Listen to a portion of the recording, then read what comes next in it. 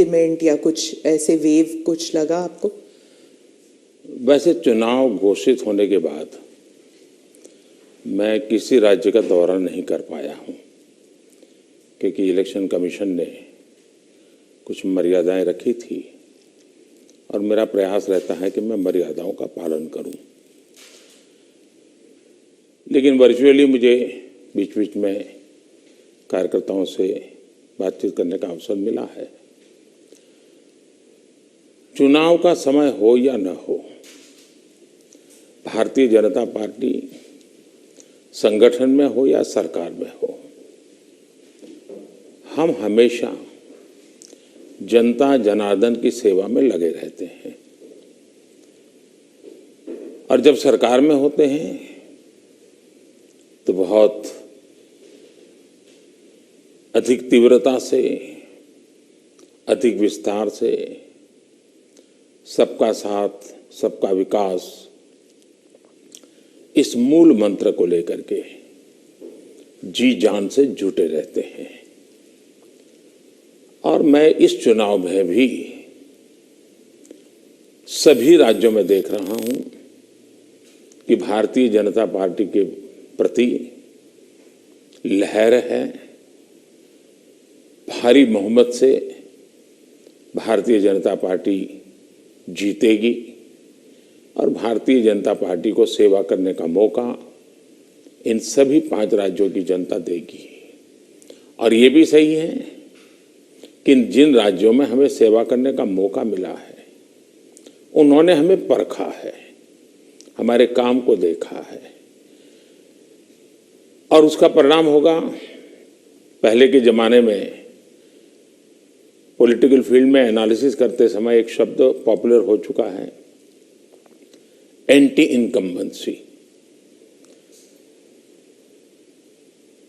मैं समझता हूं कि हमारे देश में वक्त बदला, लेकिन कभी कभी टर्मिनोलॉजी नहीं बदली। और ये कारण ये है कि पहले जो सरकारें चलती थी वो फाइलों पे हस्ताक्षर करना, मनमर्जी के लोगों की फाइल को प्रायोरिटी देना, योजनाएं चुनाव को केंद्र में रख के घोषित करना और कभी कभी जाकर के फीते काट के चले आना, शिलान्यास करके चले आना।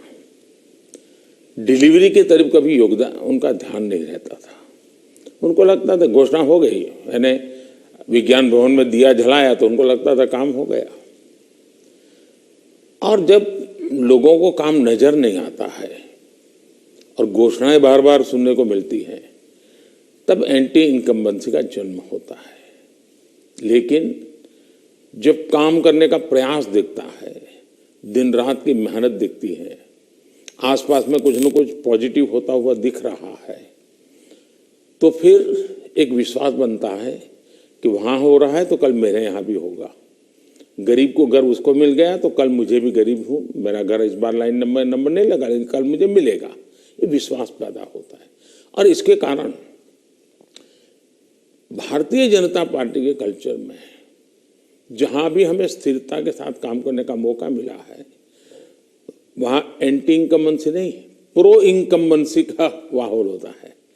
और भारतीय जनता पार्टी हमेशा प्रो इनकम्बेंसी को लेकर के चुनाव में अधिक ताकत से उभर करके आती है। पर उत्तर प्रदेश में एक खासियत रही कि एक ही पार्टी को दोबारा चांस नहीं देते हैं, मौका नहीं मिलता है। लेकिन आपको लगता है कि इस बार जो है, क्योंकि 3 चुनावों में उन्होंने बीजेपी को वोट दिया है, 2014 में, 17 में, 20 में आपको वोट दिया, तो आपको क्या लगता है कि आपने ही बहुत अच्छे ढंग से इस बात को कह दिया है कि 2014 में हमें वोट मिला, फिर 2017 में मिला, 19 में, हाँ, फिर 2019 में मिला, यानी 3 बार मिला। मतलब जो पुरानी थियरी है, एक बार आओ एक बार जाओ वाला, उत्तर प्रदेश ने पहले ही नकार दिया है। जब पहले ही नकार दिया है तो अब क्यों आगे बढ़ाएगा? भारतीय जनता पार्टी ने अनुभव किया है कि हमें 14 में स्वीकार किया, फिर काम देखा 17 में स्वीकार किया, काम देखा 19 में स्वीकार किया, काम देखा 22 में स्वीकार करेंगे। जी सभी तस्वीरों में जो पोस्टर्स छपती हैं उनमें मोदी जी की तस्वीर होती है और योगी जी की। जहां पर चीफ मिनिस्टर कैंडिडेट है वहां पर चीफ मिनिस्टर कैंडिडेट का होता है, नहीं तो मोदी जी की तस्वीर होती है हर जगह। तो अगर क्या ये हम ये मान के चल सकते हैं कि जो राज्य के चुनाव होते हैं एक किस्म से एक रेफरेंडम है सेंटर की पॉलिसीज को भी, सिर्फ स्टेट की नहीं, सिर्फ सेंटर की भी पॉलिसीज। आप देखिए, भारतीय जनता पार्टी एक कलेक्टिव लीडरशिप में विश्वास करती है, सामूहिकता में विश्वास करती है और हम स्तर पर सामूहिक रूप से काम करने के आदी हैं। वो तस्वीर प्रधानमंत्री की नहीं है, वो भारतीय जनता पार्टी के कार्यकर्ता की तस्वीर है जिसको नरेंद्र मोदी कहते हैं। और कार्यकर्ताओं के साथ मेरा खड़ा रहना मेरे लिए गर्व का विषय होता है।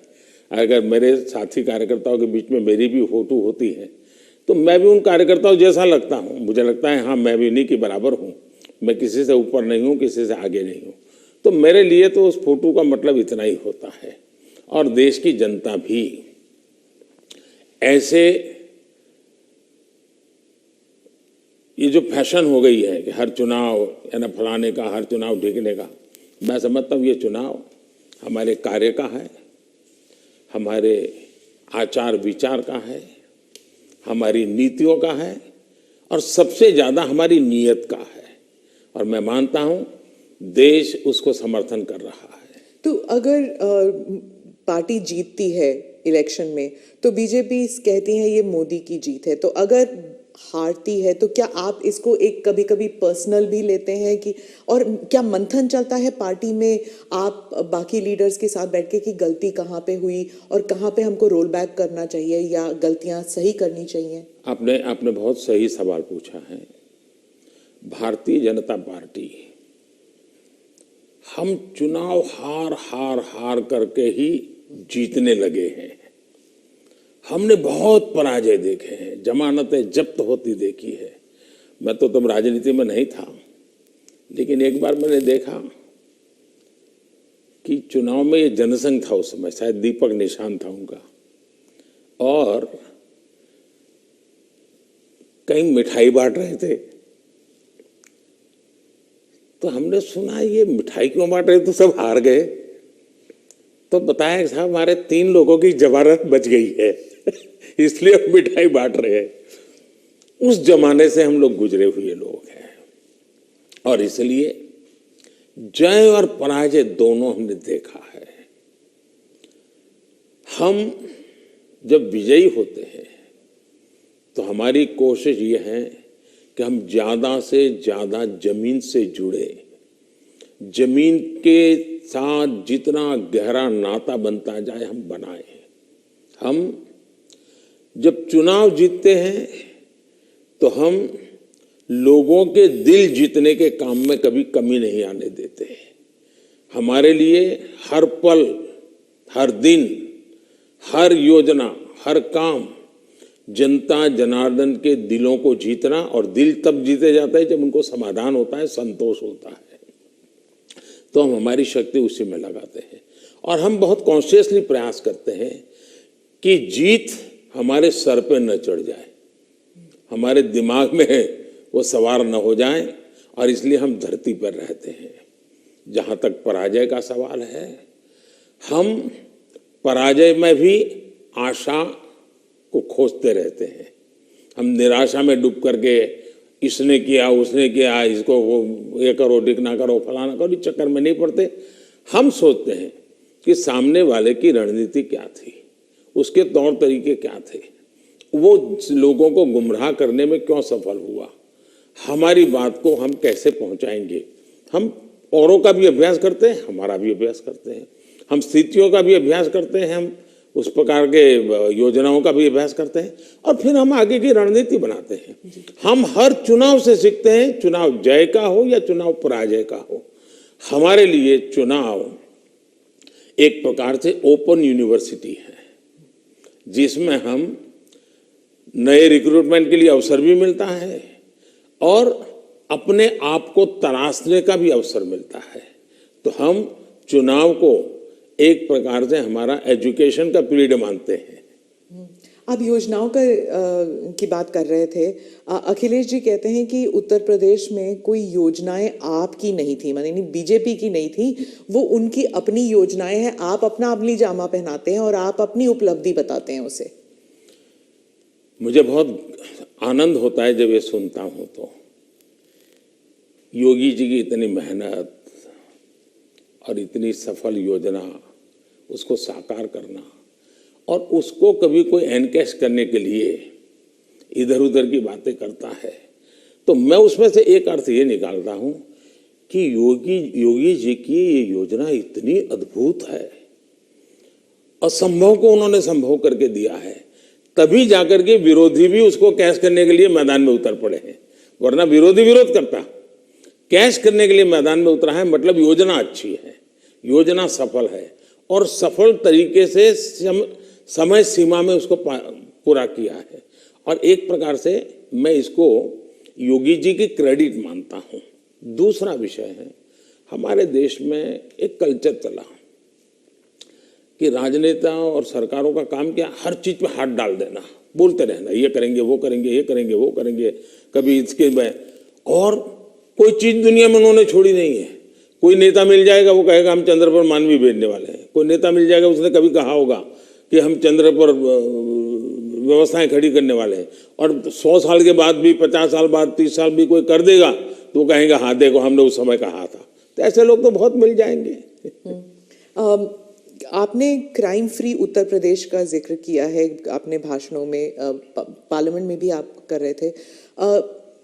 आपने कहा कि समाजवादी पार्टी जो है वो दंगाइयों की पार्टी है, आपने, और योगी जी ने कहा कि गुंडे हैं उस पार्टी में। तो क्या आप, और समाजवादी पार्टी कहती है कि उनकी खामियां हैं और इसलिए वो हम पर एलिगेशंस करते हैं। क्या आप ये आप कैटेगोरिकली कह सकते हैं कि यूपी जो है वो क्राइम फ्री की तरफ बढ़ रही है और ये हो सकता है, संभव है? पहली बात है कि जब लोग उत्तर प्रदेश में सुरक्षा के विषय की चर्चा करते हैं तो वहां के सामान्य मानवी के मन में पिछली सरकारों में जो उन्होंने मुसीबतें झेली है, जिस प्रकार से गुंडा राज चलता था, जिस प्रकार से माफिया की इच्छा के अनुसार ही सरकार के बाबुओं को काम करने के लिए मजबूर होना पड़ता था, जिस प्रकार से इस प्रकार के दबंग लोगों को सरकार में एक प्रकार से प्रतिष्ठा थी, आश्रय था, ये सारी चीजें उत्तर प्रदेश ने बड़े निकट से देखा है। बहन बेटी घर के बाहर नहीं निकल पाती थी, ये उत्तर प्रदेश ने देखा है। आज उत्तर प्रदेश की बेटी कह रही है कि मैं शाम को अंधेरा होने के बाद भी अगर कहीं काम है तो जा सकती हूँ। ये जो विश्वास पैदा हुआ है वो मैं समझता हूँ सुरक्षा के लिए बहुत जरूरी है। और ये तब हुआ है, उत्तर प्रदेश में एक समय था गुंडे जो चाहे वो कर सकते थे। आज स्थिति ये है कि उनको हाथ जोड़ के कहना पड़ता है कि यहाँ बाहर मुझे रहना नहीं है, या तो मुझे जेल में ही रखो ताकि वहाँ थोड़ी बहुत तो मेरी जिंदगी बच जाएगी, क्योंकि मेरे पाप, और हर कोई सरेंडर कर रहा है। बहुत से लोग हो सकता है सही रास्ते पर भी आ जाएंगे, जब देखेंगे कि भाई अच्छे रास्ते से भी जीवन जिया जा सकता है तो हो सकता है अच्छे रास्ते पर आ जाएंगे। लेकिन योगी जी ने सुरक्षा को प्राथमिकता दी है, कोई कॉम्प्रोमाइज नहीं किया है। कुछ लोगों को उसके कारण तकलीफ हो रही क्योंकि उनका कारोबार वही था। आज खास करके माताओं बहनों को जो सुरक्षा मिली है ये बहुत ही महत्वपूर्ण है। अब आप देखिए इतना बड़ा कुंभ का मेला हुआ, यानी हमारे देश में हुए कुंभ के मेलों में सबसे बड़ा कुंभ का मेला योगी जी के कालखंड में हुआ। करोड़ों की तादाद में लोग आए, कोई कानून व्यवस्था की समस्या नहीं हुई, कहीं चोरी की भी खबरें नहीं आई, जेब कतरे की खबर नहीं आई। ये किसी भी समाज को संतोष देने वाला विषय है, ये गौरव करने वाला विषय है। और हिंदुस्तान में अगर सुरक्षा को प्राथमिकता दी जाए तो बुरा क्या है? नहीं, बुरा नहीं। जैसे सुरक्षा की बात चल रही है तो वो कहते हैं कि वहां पर एक जुडिशियल प्रोसेस नहीं है, ठोकों की राजनीति चलती है। अगर योगी सरकार ने डिसाइड कर लिया कि फला जो है वो गुंडा है या उसका कारोबार जो है उसमें कोई डाउट है तो उसको जेल में डाल दो, मतलब एक जुडिशियल प्रोसेस नहीं है, वो कहते हैं। देखिए, हिंदुस्तान की जुडिशरी वाइब्रेंट है, हिंदुस्तान की जुडिशरी बहुत ही सक्रिय है और कभी कभी तो प्रोएक्टिव है। अगर ऐसा कुछ भी हुआ होता तो हिंदुस्तान की जुडिशरी ने जरूर कदम उठाए होते, और पीआईएल करने वालों की कमी नहीं है हमारे देश में। ऐसी बहुत बड़ी जमात है जिनकी रोजी रोटी पीआईएल पर है, तो वो तो तुरंत पहुंच जाते हैं, लेकिन ऐसा कुछ नहीं हो रहा है। मतलब वो न्यायिक प्रक्रिया के आधार पर काम करते हैं। पर जैसे जैसे लखीमपुर खेरी का इंसिडेंट हुआ था, और वो टेनी अभी भी जो हैं वो he still an important person BJP के लिए, तो ऐसे कई इंसिडेंट्स हैं उसको लेकर जो वहाँ पर जो समाजवादी पार्टी है, it has been successful in saying कि अगर कोई बीजेपी के साथ है तो वह वाइट वॉश हो जाते हैं उनके सारे क्राइम्स। मैं यही तो कह रहा हूँ कि सुप्रीम कोर्ट जो कमेटी बनाना चाहती थी, राज्य सरकार ने सहमति दी। सुप्रीम कोर्ट जिस जज के नेतृत्व में तपास करना चाहती थी, राज्य सरकार ने सहमति दी। राज्य सरकार ट्रांसपेरेंसी से काम कर रही है, तभी तो सुप्रीम कोर्ट की इच्छा के अनुसार सारे निर्णय करती है। आप डबल इंजन सरकार के बारे में काफ़ी बारी कह चुके हैं अपने स्पीचेस में। डबल इंजन सरकार से आप विश्वास जगाना चाहते हैं इलेक्टोरेट में कि विकास जल्दी हो जाएगा अगर दोनों तरफ, मतलब सेंटर में भी और स्टेट में भी बीजेपी की सरकार रहेगी। लेकिन कुछ लोग समझते हैं कि इससे एक धमकी की तरफ देखते हैं कि अगर डबल इंजन सरकार नहीं है तो विकास में गतिरोध आ सकता है, वह विकास मतलब गाड़ी आगे नहीं चलेगी अगर ये डबल इंजन सरकार नहीं होगी तो। देखिए, परिवार में भी माँ बाप हमेशा सभी भाइयों बहनों को कहते हैं कि देखो भाई, हम सब मिलकर के इस दिशा में जाएं तो सब अच्छा होगा, और सब उसी दिशा में प्रयास करते हैं। कोई एक दूसरे के विपरीत नहीं करता है। इतना बड़ा देश है, अगर हम एक दूसरे से विपरीत करेंगे तो हमारे संसाधनों नष्ट हो जाएंगे, हमारे देश की भलाई करने की गति रुक जाएगी। और इसलिए देश के लिए बहुत आवश्यक है कि लोगों के कल्याण के काम हम मिल बैठ के करें और ज़्यादा तेजी से करें। और उसमें भी अगर हम राजनीति करने जाएंगे, मेरा राज्य है, मैं मेरी मर्जी से करूंगा, ऐसा करेंगे तो कितना नुकसान होता है। मैं एक योजना बताता हूँ। अब जैसे आयुष्मान भारत योजना, आयुष्मान भारत योजना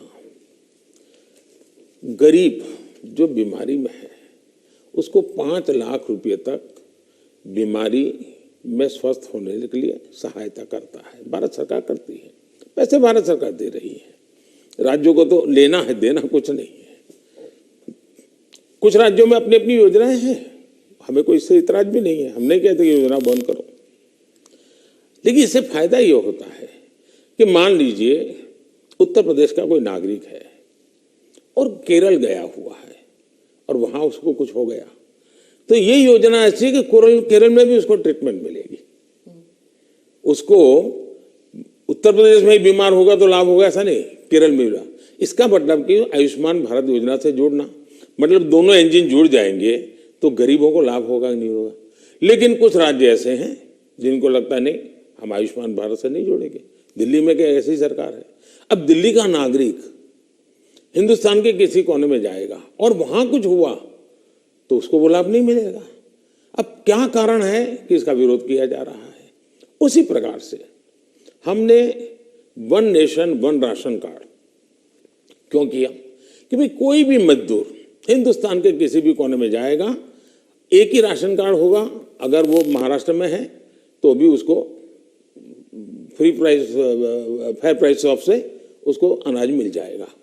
अब 2 राज्य ऐसे निकले जिनको सुप्रीम कोर्ट को डंडा मारना पड़ा, कहना पड़ा कि भाई one nation one ration card गलत क्या है, तुम लागू करो।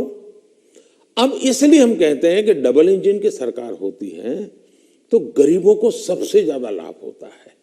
अब जैसे जीएसटी कानून आया, पहले हमारे देश में हर जगह पर टैक्सेशन की सिस्टम इतनी अलग अलग थी कि विदेश के निवेशक जो होते थे उनको बहुत दिक्कत होती थी। भाई हमें एक राज्य में अगर कारखाना लगाते हैं तो हमें वहाँ इस प्रकार का प्रॉब्लम होता है, दूसरे में लगाते हैं तो दूसरा होता है।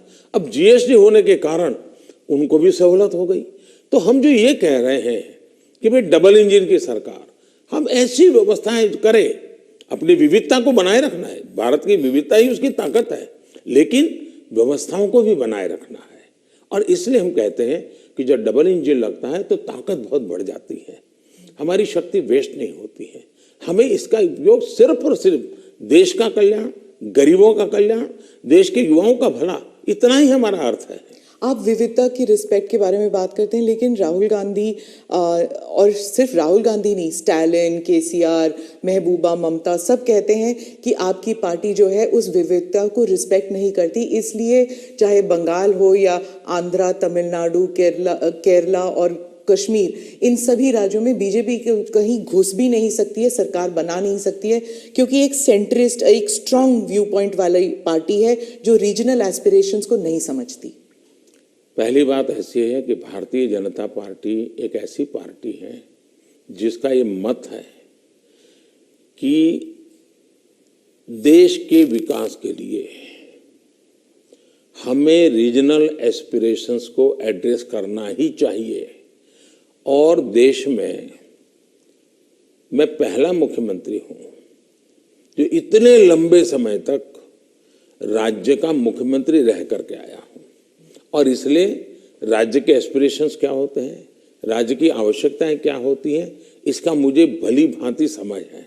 और इसी के कारण हम हिंदुस्तान के सभी राज्यों की, अब देखिए मैं दुनिया के मेहमान आते हैं तो पहले उनको दिल्ली में ही आना और जाना हो जाता था, मैं ऐसा नहीं करता हूं। आप ट्रंप को ले गए गुजरात? मैं उनको अलग अलग जगह पर, मैं चाइना के राष्ट्रपति को ले गया तमिलनाडु, मैं फ्रांस के राष्ट्रपति को ले गया उत्तर प्रदेश, मैं जर्मन चांसलर को ले गया कर्नाटका, और तब तो कांग्रेस की सरकार थी। किसकी सरकार? इस देश की शक्ति को उभारना, इस देश के हर राज्य को प्रोत्साहन मिलना, यही हमारा काम होता है। अब यूएन में जाकर मैं तमिल भाषा में कोट करता हूं तो दुनिया को गर्व होता है कि भारत के पास दुनिया की सबसे पुरानी भाषा है, पहले कोई बोलता ही नहीं था। और इसलिए तो मैं हर एक को साथ लेकर के चलने का प्रयास करता हूं, और मैं मानता हूं वही रास्ता है। हम विविधता में एकता के दर्शन करते हैं, लेकिन आज दुर्भाग्य से कुछ नेता अपने निजी स्वार्थ के लिए विविधता को एक दूसरे के साथ विरोध के लिए सीड्स के रूप में उपयोग कर रहे हैं। ये बहुत बड़ा दुर्भाग्य है। हमें विविधता में से एकता को पनपाना है। तो आप कह रहे हैं इससे अलगाववाद बढ़ेगा?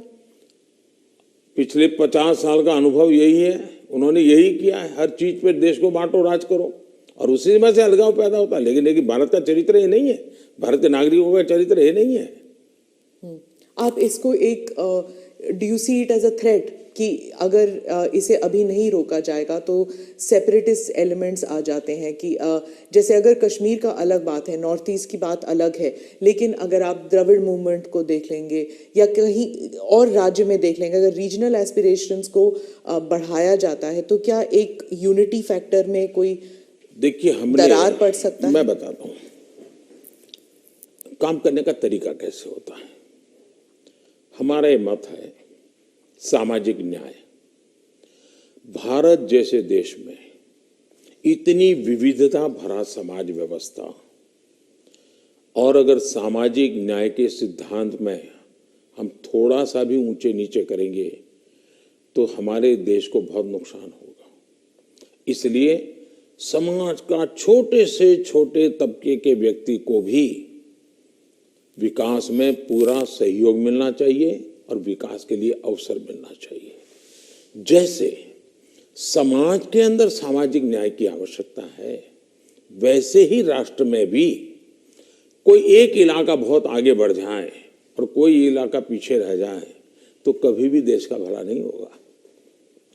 हमारे यहाँ सर्वांगीण विकास होना चाहिए, सर्वसमावेशक विकास होना चाहिए, सर्वस्पर्शी विकास होना चाहिए, सर्वहित में विकास होना चाहिए। और इसलिए हम एक विषय लेकर के आए जिसमें भी मैं देख रहा हूं कि सभी राज्य हमारे साथ मिलकर के कंधे से कंधा मिलाकर के काम कर रहे हैं। एक राज्य नहीं कर रहा है, ये दुर्भाग्य है, बाकी सब राज्य कर रहे हैं। क्या है, हमने देखा कि हिंदुस्तान में 100 से थोड़े ज़्यादा कुछ जिले ऐसे हैं कि जो राज्य की एवरेज से भी बहुत पीछे हैं। हर प्रकार से वहाँ का धन तो सबको राज्य जिलों को समान मिलता है, तो ऐसा क्यों होता है? गवर्नेंस के प्रॉब्लम, योजनाओं का अमलीकरण नहीं। हमने ऐसे जिलों को एस्पिरेशनल जिलों के रूप में आइडेंटिफाई किया और राज्य सरकारों की सहमति से किया। करीब 110-115 जिले हैं और उस पर हमने स्पेशल फोकस किया। मैं खुद जिलों से बात करता हूँ, उन जिलों में कल्याणकारी योजनाएं ज़्यादा से ज़्यादा पहुँचे। मैं राज्य सरकारों को प्रार्थना करता हूँ कि वहाँ यंग अफसरों को लगाइए, IAS अफसरों को, प्रमोटेड अफसरों को या रिटायर्ड एज वाले लोगों को वहाँ मत भेजिए, यंग लोगों को लगाइए। और मैंने देखा कि सभी राज्यों ने मेरी इस बात को माना, यंग अफसरों को लगा। दूसरा, मैंने कहा बार बार ट्रांसफर मत कीजिए, उनको वहाँ रहने दीजिए 3 साल, उनको कहिए कि तुम काम करो, बाद में तुम्हें अच्छा पोस्टिंग देंगे। सभी राज्यों ने मेरी मदद की और आज ये जो एस्पिरेशनल डिस्ट्रिक्ट है वो राज्यों की एवरेज से भी कुछ तो आगे निकल रहे हैं, कई पैरामीटर में आगे निकल रहे हैं। अब देश का भला हो रहा है।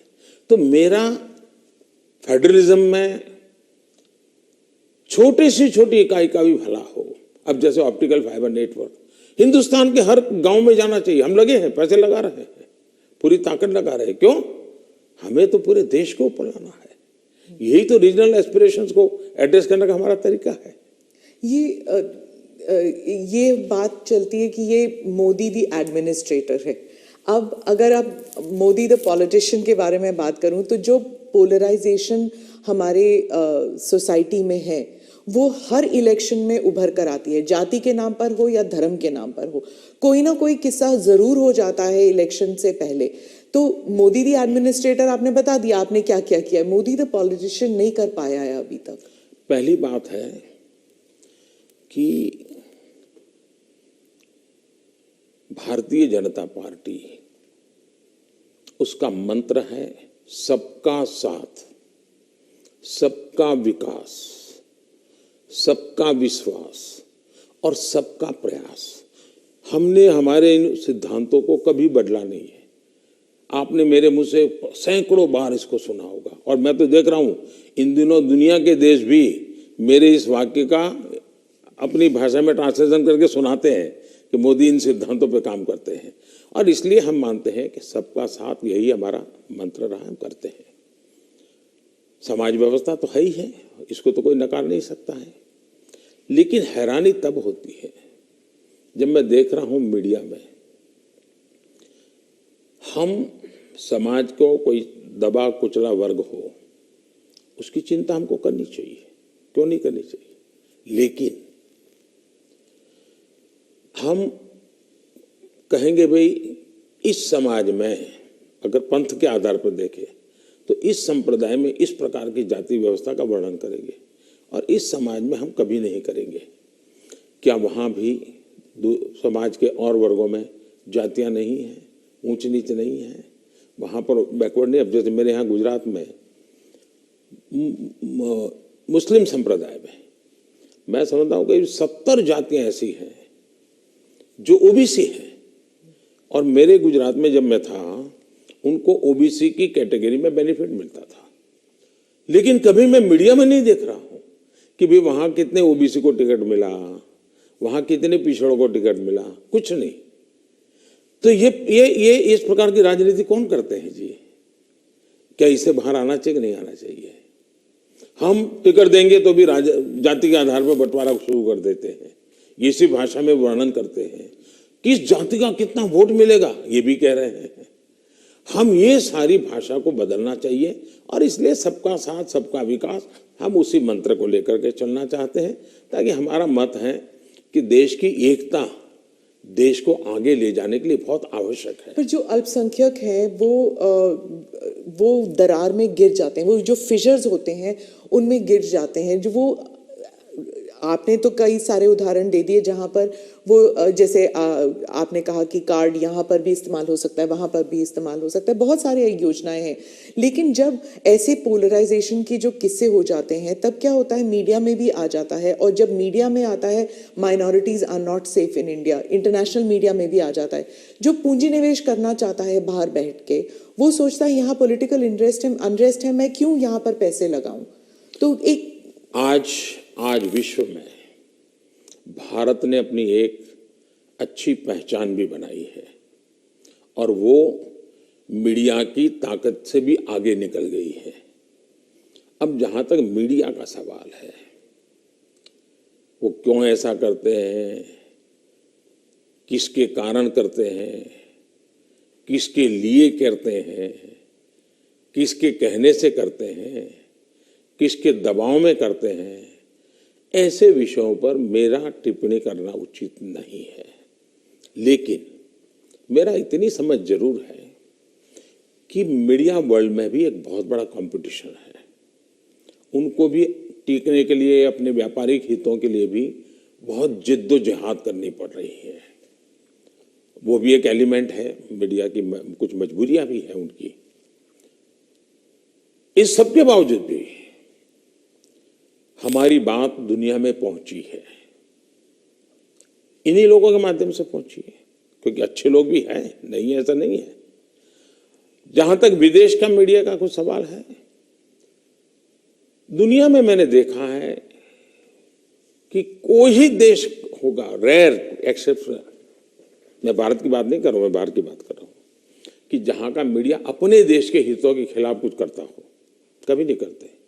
तो कभी कभी ये मीडिया हाउस भी उनके देश के हितों के लिए भी, देशों के बीच की जो स्पर्धा होती है, तो एक लाइन ड्रॉ करते हैं। तो उनकी एक अपनी दुनिया है, चलने दीजिए। लेकिन आप देखिए क्या कारण है कि आज सबसे ज्यादा एफडीआई है भारत में। क्या कारण है? सबसे ज्यादा एफआईआई है। क्या कारण है इतना निवेश आ रहा है? क्या कारण है कि जब आयुष्मान कोरोना आया, दुनिया के 150 के करीब देश भारत की दवाई के लिए, मुझे लगा था हिंदुस्तान, दुनिया के मैक्सिमम लोगों ने मुझ पर टेलीफोन करके दवाइयां मांगी होगी।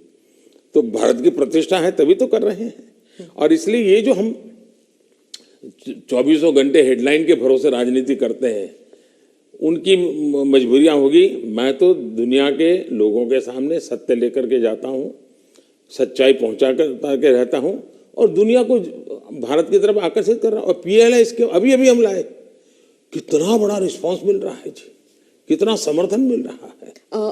समाजवाद के बारे में आपने कहा कि जो समाजवादी पार्टी है ये फेक सोशलिस्ट हैं, नकली सोशलिस्ट हैं। तो समाजवादी है कौन फिर उत्तर प्रदेश में? क्योंकि अर्थशास्त्री कहते हैं कि बीजेपी जो है वो पहले इकोनॉमिक पॉलिसीज में राइटिस्ट थी, फिर वो सेंट्रिस्ट हो गई, अब वही समाजवाद बन गए हैं। पहली बात है, भारतीय जनता पार्टी जनसंघ के जमाने से हमारी आर्थिक सिद्धांतों की चर्चा आप सुनोगे तो यही रही है कि हम देश की जनता पे भरोसा करते हैं, देश की जनता के सामर्थ्य पे भरोसा करते हैं। सरकार की नीतियां उनको अवसर देने वाली होनी चाहिए, और हम वो नीतियां बना रहे हैं कि उनको सबसे ज्यादा अवसर मिले। दूसरी बात है, हमारा मत है, government has no business to do a business. अब ये कहाँ समाजवाद के साथ बैठता है? ये तो समाजवाद के खिलाफ है। सरकार का काम है गरीब के लिए भोजन की चिंता करो, सरकार का काम है गरीब के लिए घर बनाओ, सरकार का काम है गरीब के लिए शौचालय बनाओ, सरकार का काम है गरीब को पीने का शुद्ध पानी दो, सरकार का काम है गरीब अगर बीमार है तो उसको इलाज की व्यवस्था करो, सरकार का काम है गरीब उम्र के करीब सभी व्यक्ति को चुनाव लड़ने का मौका दिया गया है। क्या ये परिवारवाद का लोकतंत्र के लिए खतरा है? इसलिए मैं कह रहा हूं। तो अखिलेश और जयंत दोनों कहते हैं कि परिवारवाद सिर्फ उनकी पार्टी में नहीं, आपकी पार्टी में भी है। राहुल गांधी भी कहते हैं कि परिवारवाद से जुड़े मतलब सेकंड जनरेशन लीडर्स तो आपकी पार्टी में भी हैं। बहुत फर्क है। ये फर्क, अच्छा सवाल पूछा आपने, मैं थोड़ा विस्तार से जवाब दूंगा, बुरा मत मानिए। लेकिन देश की जनता को मैं झूठ के सामने सत्य समझाना चाहता हूं। एक परिवार से अनेक लोग जनता के बीच में जाएं, एक परिवार से 2 लोग जाएं, 3 लोग जाएं और जनता उनको चुनाव करके भेजे, वो एक राजनीति का पहलू है। लेकिन दूसरा, एक परिवार के लोग ही उस पार्टी के अध्यक्ष बने, उस पार्टी के ट्रेजरर बने, उस पार्टी का पार्लियामेंट्री बोर्ड बने। पिताजी अगर नहीं कर सकते हैं तो बेटा अध्यक्ष बने, बेटा नहीं कर सकता है और बूढ़ा हो गया है तो उसका बेटा अध्यक्ष करे, पिता नहीं रहे तो पुत्र करे। ये जो विरासत और वारसा बारिश के रूप में चल रहा है, डायनेस्टी के रूप में चल रहा है, कोई डायनेमिक्स है ही नहीं, ओनली डायनेस्टी। ये जब बनता है, पार्टी परिवार की बन जाती है। और आप देखिए हिंदुस्तान की बर्बादी कहां से हो रही है। जम्मू कश्मीर से शुरू करिए, 2 पार्टियां मेन रही वहां, दोनों परिवार की पार्टियां हैं। अभी तक उसका कोई नया नेता देखा ही नहीं। आज देश में जो 18 से 40 साल की उम्र के लोग हैं, उन्होंने इन पार्टियों के जितने नेता देखे एक ही परिवार के देखे हैं। दोनों पार्टी, पंजाब में देखिए परिवार वाली पार्टी, आप हरियाणा में देखिए परिवार की पार्टी, उत्तर प्रदेश देखिए परिवार की पार्टी, झारखंड देखिए परिवार की पार्टी, आप तमिलनाडु में जाइए परिवार की पार्टी। ये परिवार ही पार्टी चलाता है। परिवार जो चाहे उनका भला। ये लोकतंत्र के लिए बहुत से बड़ा खतरा है। एक पार्टी के 2 लोग अगर एमएलए बन गए, एमपी बन गए, तो वो पार्टी परिवार की नहीं बनी है। और ये दोनों को फर्क समझना होगा। कोई ऐसा कह करके इतने बड़े पाप से भाग जाए, ये नहीं चल सकता है। और मेरा मत है, परिवारवादी पार्टियां लोकतंत्र का सबसे बड़ा दुश्मन है, क्योंकि लोकतंत्र के मूलभूत सिद्धांतों को ही वो नकारता है। दूसरा, जब परिवारवादी राजनीति चलती है, परिवार ही सर्वोपरि होता है।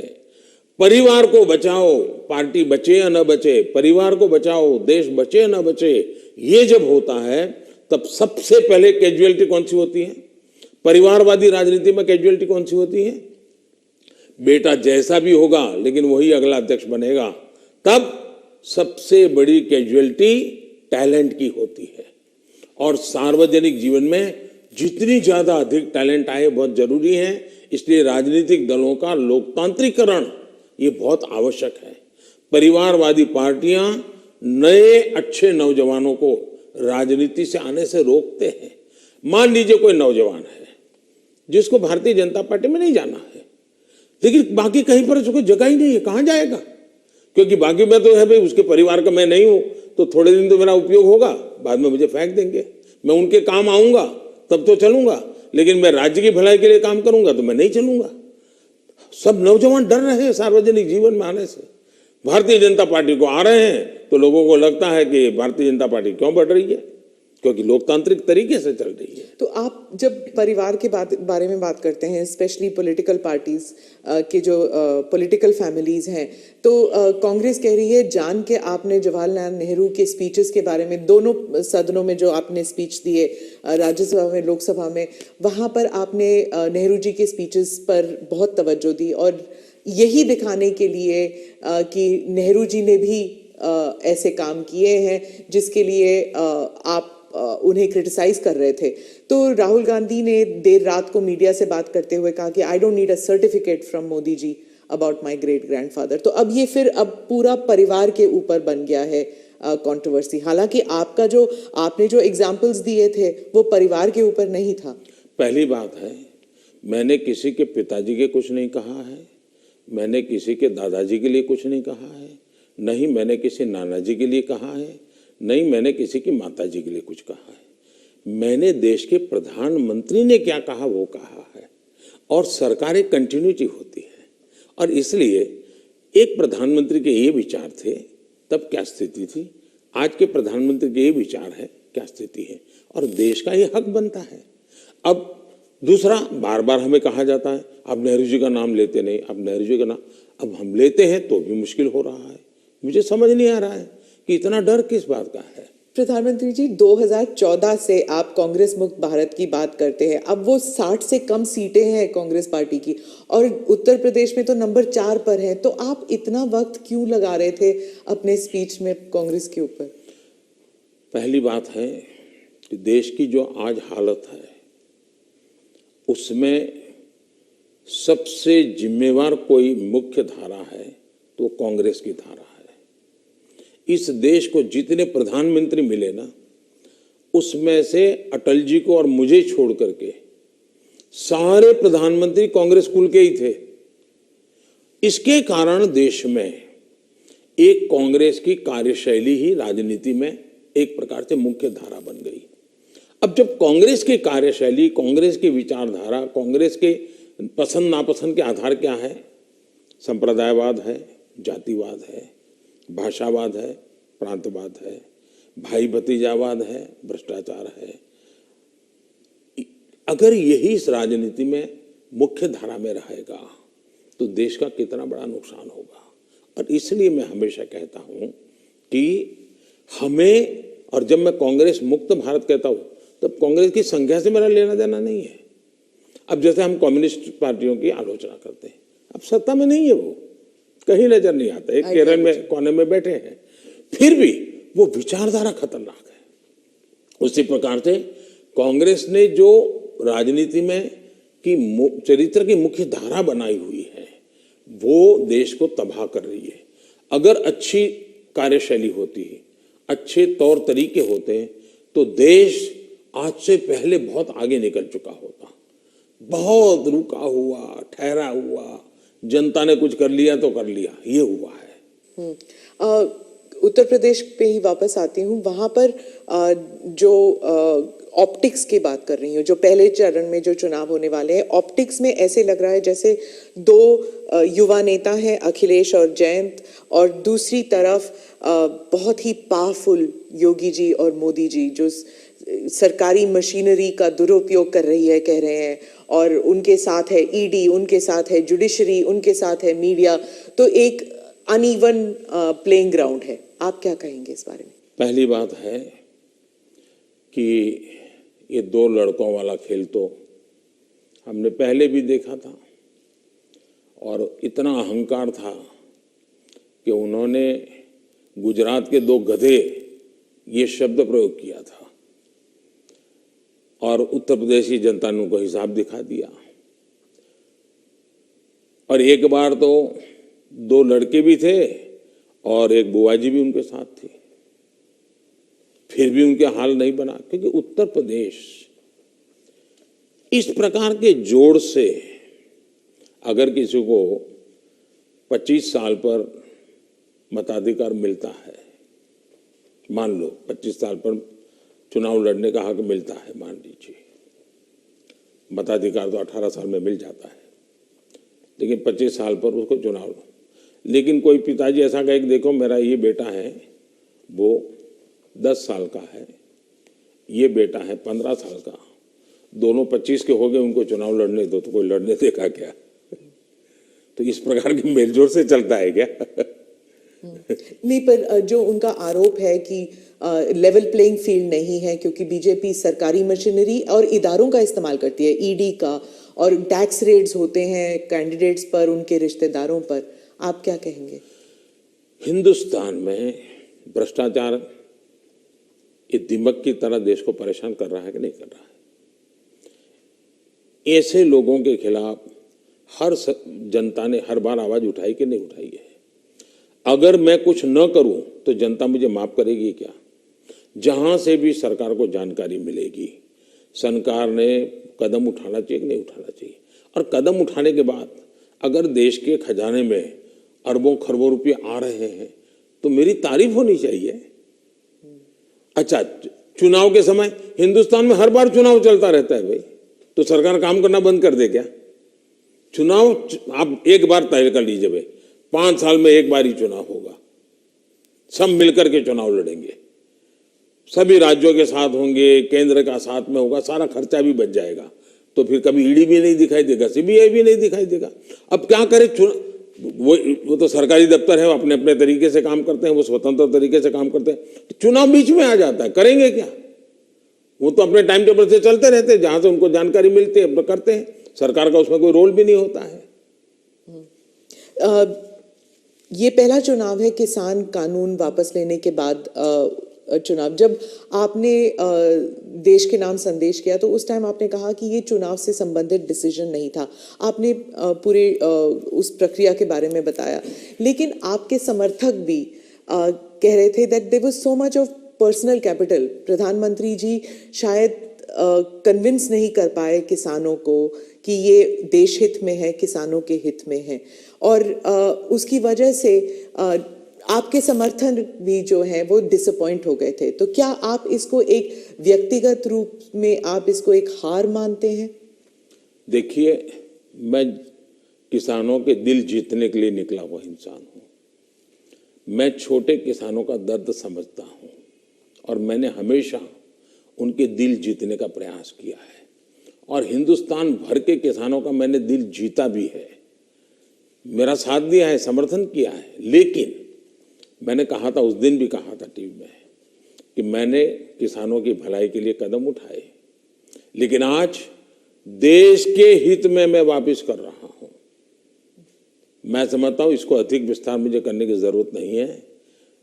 बाद के घटनाक्रमों से पता चलेगा कि क्यों जरूरत पड़ी थी। तो क्या आप एक डायलॉग करने के लिए फिर से तैयार हैं, किसानों को कन्विंस करने के लिए? इस देश के लोकतंत्र का ये सबसे पहला कर्तव्य बनता है, लोकतंत्र में जनप्रतिनिधि का और सरकार का, कि जनता के साथ संवाद करते ही रहना चाहिए, और हम लगातार करते हैं। हम कभी भी संवाद टूटना जिसके पक्ष में है ही नहीं। हर किसी को, मुझे भी सुनना चाहिए, मेरी सरकार को भी सुनना चाहिए, और बातचीत करना ही चाहिए। बातचीत हमेशा होनी चाहिए, और इश्यू पर चर्चा ना हो ऐसा नहीं है। जैसे हम बजट के पहले बजट कैसा बने हद से क्यों पूछते हैं, किसानों से भी पूछते हैं कि बजट कैसा बनना चाहिए, उनके विचार लेते हैं।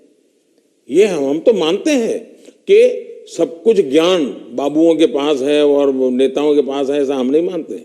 हमारे देश के पास, हर नागरिक के पास अनुभव है, हर नागरिक के पास ज्ञान का भंडार है। हम तो सबसे संवाद करना चाहते हैं, सबसे सीखना चाहते हैं, सबके सुझावों के आधार पर हम चलना चाहते हैं।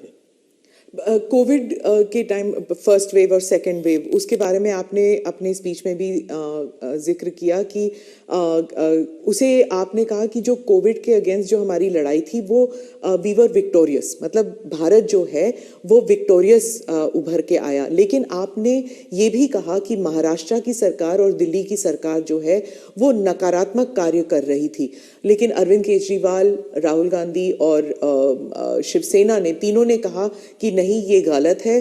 कोविड की लड़ाई में जो नाकामयाबी सरकार की थी, सेंट्रल गवर्नमेंट की थी, वो हम पे लादा जा रहा है।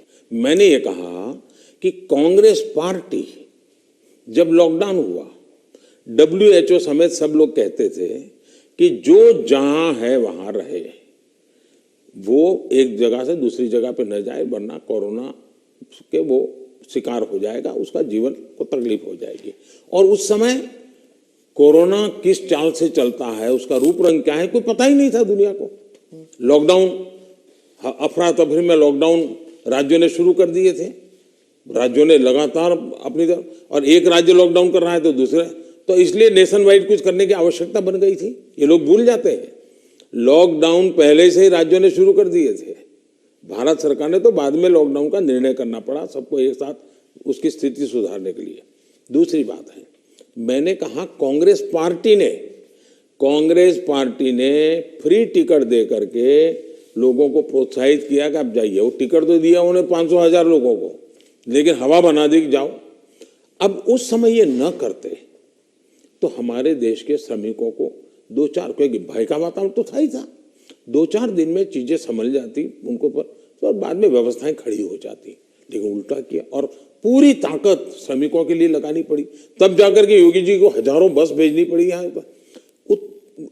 यहाँ पर भी दिल्ली में आप पार्टी ने, उसके नेताओं ने जीपों में जाकर के झुपड़पट्टी में कहा है, वीडियो अवेलेबल है, कि भाई आप जल्दी जाइए और वहां पहुंचिए, वहां से आप अपने घर पहुंच जाइए, यहाँ तो लॉकडाउन हो रहा है। भय पैदा कर दिया। और मैं हमेशा कहता हूँ, ये भारत की जनता इतने बड़े संकट में, दुनिया मानती थी कि हिंदुस्तान का हालत सबसे खराब होगा, और स्वाभाविक था कि इतनी बड़ी जनसंख्या, हम इस प्रकार से समूह में रहते हैं, हमारा जीवन भी सामूहिक होता है, और ये बीमारी ऐसी है कि तुरंत लपेट लेती है, तो हमारे लिए हर प्रकार के संकट थे, ये तो मानना पड़ेगा। और बीमारी ने दुनिया भर को जिस प्रकार से समृद्ध देशों को तबाह कर दिया है, उसकी तुलना में हम बच पाए, तो हम गर्व से कह सकते हैं कि भाई हिंदुस्तान के नागरिकों ने जो भी उनके पास संसाधन थे, उन्होंने अपने डिसिप्लिन को फॉलो किया और उन्होंने अपने आप को बचाने में काफी मदद।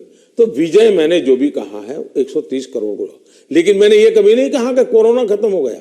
मैं तो आज भी कहता हूं ये बहुरूपिया है, वो कभी भी नए रंग रूप के साथ मैदान में उतर आता है और हमारी स्थितियों को चुनौती देता है। हमें हर बार डायनेमिक व्यवस्था से नई नई व्यवस्थाएं खड़ी करनी पड़ रही और हमें जागरूक रहना पड़ेगा। प्रधानमंत्री जी, चुनाव 5 राज्यों में है। अब पंजाब की बात करती हूँ, तो आपको क्या लगता है कि बीजेपी ने जो अपना एलाई खोया है पंजाब में, उसकी वजह से मतलब तीसरी पार्टी आ रही है शायद पंजाब में पहली बार, पर बीजेपी कभी अपना रूट्स बना नहीं सकी उस राज्य में। क्या आप इसको एक राजनीतिक विफलता मानते हैं? मैं समझता हूं कि मेरी पार्टी के जो वरिष्ठ नेताओं ने उस समय जो नीतियां बनाई, जो रणनीतियां बनाई, वो उस समय के लिए बहुत अनिवार्य थी, और उसके कारण पंजाब की एकता, पंजाब के अंदर फिर से एक बार शांति का माहौल बने, पंजाब खून खराबे से बाहर निकले। और मैं मानता हूं कि भारतीय जनता पार्टी ने अपने राजनीतिक स्वार्थ के बजाय पंजाब का हित सुप्रीम माना, और उसने राजनीतिक जो भी कॉम्प्रोमाइज करने की आवश्यकता थी किया, वो बहुत जरूरी था, इसलिए किया। हम पंजाब को खून खराबे से बाहर निकालना चाहते थे, हम पंजाब को शांति देना चाहते थे, और उसके लिए अगर बीजेपी का नुकसान होता है तो होने देंगे, ये हमने होने दिया। बीजेपी तब भी पनप सकती थी, लेकिन हमारे लिए जरूरी था कि हम उस रास्ते पर चले जिसके कारण हम यहाँ पर सुख शांति का माहौल बनाने में हम बहुत बड़ा पॉजिटिव योगदान दे सके, और वो हमने किया, और पंजाब को बाहर निकालना में उस संकट से बाहर आए। जहां तक राजनीति का सवाल है, आज भारतीय जनता पार्टी सबसे अधिक विश्वसनीय पार्टी के रूप में पंजाब में उभरी है। आपने देखा होगा, बहुत बड़े वरिष्ठ लोग, समाज जीवन के वरिष्ठ लोग, जिनका राजनीति से लेना देना नहीं थे, वैसे बहुत बड़ी मात्रा में पिछले दिनों भारतीय जनता पार्टी ज्वाइन किया है। फिर जो राजनीति के बहुत बड़े महारथी हैं, ऐसे लोगों ने भी अपने पुराने दल छोड़ करके भारतीय जनता पार्टी, टिकट दे या न दे, लेकिन भारतीय जनता पार्टी पंजाब के स्थिरता के लिए, पंजाब के विकास के लिए, पंजाब की शांति के लिए बहुत जरूरी है, और इसलिए पंजाब में भारतीय जनता पार्टी का शासन बनना चाहिए। आज पंजाब से आवाज उठी है, और इसलिए है हम आगे बढ़े हैं। आज 2 दल भारतीय जनता पार्टी के साथ जुड़ गए हैं, कैप्टन साहब और ढींडसा साहब बहुत पुराने लोग हैं जो राजनीति के वहाँ महारथी रहे, 3-3 दशक तक जिन्होंने वहाँ की राजनीति को दिशा दी है। ये लोग आज भारतीय जनता पार्टी को पसंद कर रहे हैं, और इसलिए मैं मानता हूँ कि भारतीय जनता पार्टी पहले की तुलना में बहुत ही यशस्वी होगी। पंजाब के लोगों के जो एस्पिरेशंस, कई कारणों से हमने भी शायद कॉम्प्रोमाइज कर करके अपनी पार्टी का नुकसान किया, हो सकता है कुछ लोगों का भी हुआ होगा, लेकिन अब जब हम खुल करके आए हैं तो उनका भी हौसला बुलंद हो गया। जो लोग दबे हुए रहे थे वो भी खुल करके हमारे साथ आए हैं। हमने किसान को डायरेक्ट बेनिफिट के लिए हम अड़े रहे, हमने कैप्टन साहब को समझाया, कैप्टन साहब हमारे साथ थे, उस समय वो मुख्यमंत्री थे, सहमत हुए, और किसान को डायरेक्ट बेनिफिट ट्रांसफर हमने किया पंजाब में उसकी खेत की। तो मैं 1000 से ज्यादा वीडियो निकली है, 1000 से ज्यादा सोशल मीडिया में, 1-1 मिनट की वीडियो में देख रहा था, मैंने भी कभी 10-12 तो देखी होगी। किसान कह रहा है कि मेरा खेत तो उतना ही है, मेरी फसल वही है जो मेरे 20-25-30 साल से हम कर रहे हैं, पैदावार भी उतनी है, लेकिन मेरे घर में इतने रुपये पहले कभी नहीं आए जितने मोदी जी की सरकार ने डायरेक्ट बेनिफिट ट्रांसफर का निर्णय किया और किसान को जो माल है उसका पैसा सीधा बैंक में खाते में उसके जाएगा, तो सारे बिचौलिए गए, कट जो होता था वो गया और मुझे मेरा पूरा पैसा मिला। ये छोटा किसान आज भारतीय जनता पार्टी का जय जयकार कर रहा है। जी, आप जब गए थे पंजाब, तो आपका काफिला ब्रिज पे अटक गया था और आपने किसी ऑफिशियल को कहा कि आपने चीफ मिनिस्टर को कहिए मैं जिंदा वापस जा रहा हूँ। बहुत सारी इन्वेस्टिगेशन भी चल रही है सिक्योरिटी को लेकर, लेकिन उस वक्त आपको कैसे महसूस हुआ था? क्योंकि आप पंजाब से पता नहीं कब से जुड़े हुए हैं। मैं इस पूरे नॉर्थ से पार्ट से मेरा बहुत निकट नाता रहा है। मैं पंजाब में बहुत रहा हूँ, मैं पंजाब की मेरा बड़ा नाता रहा है। मैं मेरी पार्टी का काम वहाँ करता था। मैं पंजाब के लोगों की जो वीरता है ना, मैंने देखी है। पंजाब के लोगों के दिल को मैं जानता हूँ। मैं आपको एक उदाहरण बताता हूँ। मैं अपनी पार्टी का काम करता था। उस समय तो ये आतंकवाद बड़ी एकदम हालत बड़ी खराब थी। शाम के बाद कोई निकल नहीं पाता था और मैं शायद मोगा में था या तरन तारण में था, मुझे याद नहीं है आज, और मुझे अगले स्टेशन पे जाना था। लेकिन कार्यक्रम के कारण देर हो गई। मैं और मेरे ड्राइवर दो ही थे, हम निकले और दुर्भाग्य से हमारी गाड़ी खराब हो गई रास्ते में। हम कोशिश कर रहे थे लेकिन गाड़ी चल नहीं रही थी। तो उस समय एक पुरानी एम्बेसडर मेरे पास थी। धक्के भी लगाए, कोशिश की, तो खेत में 2-3 लोग थे, सरदार थे, वो दौड़ते हुए आए। उन्होंने भी धक्के लगाने में मदद की, लेकिन गाड़ी नहीं चली। फिर हमने कहा भाई नज़दीक से हमें कोई मैकेनिक मिलेगा कि नहीं मिलेगा?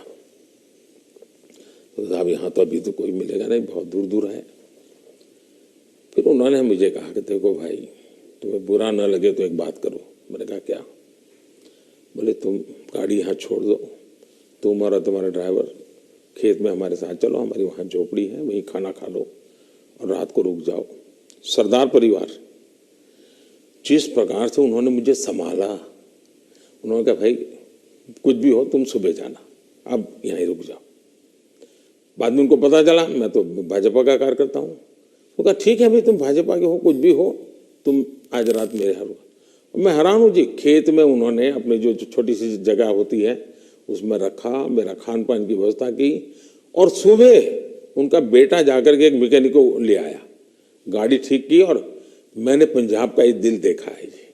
इन सरदारों के भावों को जानता हूँ मैं इतने। और मेरे तो गुजरात में, मेरे कच्छ में अंदर इतने मेरे परिवार हैं सरदार। मैंने जब लखपत में गुरुद्वारा का भूकंप में नुकसान हुआ था, मैं वहाँ गया देखने के लिए, मुझे बड़ा दर्द हुआ। तो मैं ऐसे ऐसे कारीगरों को लाया राजस्थान वगैरह बाहर से कि वैसा ही मुझे गुरुद्वारा बना के दो जो गुरु नानक देव जी के जहाँ चरण पड़े थे, बनाया दोबारा। आज कच्छ के अंदर जो हमारे सरदार परिवार है, बहुत बड़ी मात्रा में है, खेती करते हैं। जब वो इसका बात का वर्णन, उनकी आंखों में से आंसू आ जाता है जी। और मैं अभी कुछ दिन पहले भी एक वर्चुअल मीटिंग में मैंने उस गुरुद्वारा में सबसे बात की। मेरा इतना लगाव रहा है जी। आपने देखा होगा, एक किताब है पढ़ने जैसी है सरकार की, शायद अंग्रेजों के जमाने में जी भी सिख कौम के लिए नहीं हुआ है। अंग्रेजों के जमाने में, कांग्रेस के जमाने में तो हुआ ही नहीं है। ऐसे अनेक काम मैंने देश के कल्याण के लिए, हमारे सिख भाइयों की वीरता का सम्मान करने के लिए किए हैं। और मुझे गर्व है, चुनाव की जगह पर है, लेकिन मैं मानता हूँ ये मेरे देश के वीर जवान है, मेरे देश के सच्चे किसान हैं। उनके कल्याण के लिए मैं जितना कर सकूंगा मैं करता रहूंगा। तो क्या उस दिन आपको ऐसे लगा कि ये राजनीतिक आंदोलन था इसलिए ऐसे हुआ? ऐसा है कि इस विषय में मैंने पूरी तरह मौन रखा हुआ है, क्योंकि सुप्रीम कोर्ट स्वयं इसको गंभीरतापूर्वक इस बात को देख रही है। मेरा कोई भी वाक्य पूरी जो चल रहा है उस पर प्रभाव पैदा करे यह उचित नहीं है। जो भी है सुप्रीम कोर्ट के द्वारा जांच कमेटी निकालेगी, जो सत्य होगा देश के सामने आएगा, और हमें तब तक इंतजार करना चाहिए। जी, आपने दोनों स्पीच में राज्यसभा में भी और लोकसभा में भी आपने कई बार कांग्रेस पर हमला किया और कांग्रेस पार्टी कहती है कि आपने राहुल गांधी के जो एलिगेशंस थे, चाहे बेरोजगारी पर हो या भारत चाइना पर हो, आपने उसका जवाब नहीं दिया, उल्टा उन पर वार किया। तो पहली बात यह है कि हमला करने वाली भाषा न मैं जानता हूं, न मेरी वो प्रकृति है, लेकिन तर्क के आधार और तथ्य के आधार पर सदन में मैं कोई बात बताऊं, वो मीडिया के लिए गरम गरम मसाला बनाने के लिए हमारा शब्द उपयोग होता होगा। हम हमला नहीं करते, हम संवाद करते हैं। वाद विवाद भी होता है, टोका टाकी भी होती है, और वो मुझसे मैं बहुत हंसते हुए इसको स्वीकार करता हूँ। मैं इसके कारण मुझे कोई नाराजगी नहीं होती, और मैंने हर विषय के तथ्य दिए हैं, हर विषय को तथ्यों के आधार पर बात की है। कुछ विषयों पर सदन में हमारे विदेश मंत्रालय ने विस्तार से कहा है, कुछ विषयों पर हमारे रक्षा मंत्रालय ने विस्तार से कहा हुआ है, और कुछ विषयों पर जरूरी जहां था वहां मैंने भी कहा है। और इसलिए इस प्रकार से जो सुनते ही नहीं है, जो सदन में बैठते ही नहीं है, अब उनकी कमेंट पर मैं जवाब क्या दूंगा। आपने कहा कि आपने मन बना लिया है, 100 साल आप पावर में नहीं आना चाहते, तो मैंने भी मन बना लिया। आपने क्या मन बनाया? हमने मन बना लिया है कि अब राष्ट्र को हम उस बुराइयों की तरफ जाने नहीं देंगे। हम देश में जनहित के लिए जीने वाले, जनहित के लिए जूझने वाले, जनता जनार्दन के सपनों को पूरा करने वाली व्यवस्थाओं को ही बनाएंगे, उसी को बढ़ाएंगे, उसी को चलाएंगे, जरूरत पड़ेगी तो उसको साथ देंगे। यही हमारा रहेगा रास्ता। हम जो देश को तबाही के रास्ते पर ले जाने वाले जितने तरीके हैं वो नहीं आने देंगे। ANI के साथ बात करने के लिए धन्यवाद। बहुत बहुत धन्यवाद। अगर आप चाहते हैं कि आपको इस तरह का इन्फॉर्मेटिव वीडियो मिलता रहे तो आप हमारे चैनल द इंडिया प्लस को सब्सक्राइब करना ना भूलें। साथ में आप बेल आइकन को दबाना भी ना भूलें ताकि आपको नोटिफिकेशन मिलता रहे। आप हमारे इस वीडियो को शेयर भी कर सकते हैं।